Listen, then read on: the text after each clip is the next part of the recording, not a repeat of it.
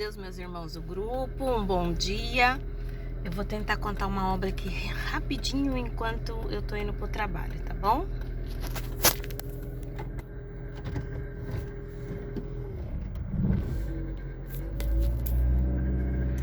Meus pais, minha mãe nasceu num lar que meus avós faziam coisas horríveis. Eles eram pai de santo de um centro espírita. E meu avô, inclusive, ele era coveiro do cemitério. E ele aproveitava o trabalho e roubava os ossos dos túmulos para fazer certos sacrifícios. E minha mãe era filha de 5 irmãos. Ela foi a única que nasceu com defeito. Ela era paralítica de nascença, ela nunca andou. E quando ela conta essa obra, ela já tinha 9 anos. Ela se arrastava no quintal, não conseguia brincar, chorava muito, nunca foi para a escola. E um dia o meu avô cortou o cabelo dela mesmo, bem curtinho, quase raspado, e ofereceu aos pés daqueles ídolos da idolatria. Porque para os meus avós, aquilo que tinha acontecido com a minha mãe dela nascer assim, é porque ela não precisava estudar, trabalhar, nada. Ela ia viver a vida dela em devoção àqueles ídolos. Mais um dia, a minha mãe começou a ter medo daquele lugar, porque via coisas estranhas, sentia coisas estranhas. E conversou com Deus, ela sozinha, por que se aquele lugar era certo, por que ela tinha medo? E um dia Deus iluminou uma serva de Deus, bem já mais de idade, chamada Irmã Júlia, que morava próximo à casa. E o Senhor falou para a Irmã Júlia: vai lá, pega a menina e leva na congregação. E a Irmã Júlia falou: Senhor da glória, é uma criança defeituosa, não anda. E o Senhor falou para ela: pega, leva na igreja e deixa que a obra é minha. Então assim foi. Falou com meus avós que ia sair um pouco com a menina, isso e aquilo. Só que a congregação ficava quase 9 quilômetros longe da casa. E a irmã teve que carregar a minha mãe. E ela conseguiu levar e trazer a menina no colo. Quando estava lá na hora da palavra, os meus avós se reuniram lá naquele lugar, porque muita gente procurava eles para fazer certas coisas. E o Senhor permitiu que um espírito se apoderou de uma daquelas pessoas e falou assim: olha, hoje ninguém vai descer aqui, porque a sua filha está num lugar santo e está pedindo para aquele lá de cima, que tem todo o poder sobre o céu, a terra e o inferno, misericórdia. Então o mesmo espírito entrou no meu avô com uma ira muito grande. E quando minha mãe chegou do culto com a serva de Deus, ele deu uma surra nas duas com um chicote feito com rabo de tatu, que era o chicote que ele usava para bater nos animais. E não deixou a minha mãe dormir dentro de casa, ela foi dormir junto com as galinhas. Então a irmã, com muita dor no coração, também não foi para casa e não podia levar ela, então foi dormir junto com ela. Isso se repetiu por mais 2 vezes, porque o Senhor ordenava e a serva de Deus não tinha como falar que não. Ela conta que ela ouvia a voz de Deus claramente, ainda a ralhar com ela, dizer: mulher de pouca fé, eu é que estou mandando. Então na 3ª vez a palavra foi diferente.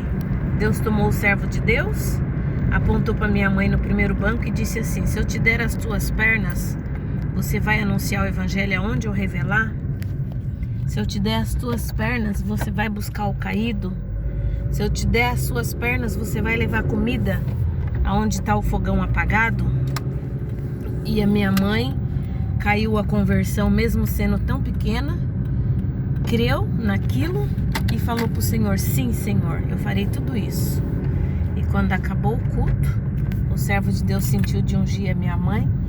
Eu estou resumindo bastante.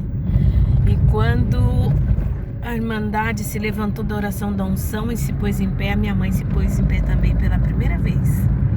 Foi um alarido muito grande na congregação, que até hoje alguns irmãos que ainda vivem lembram dessa obra, na congregação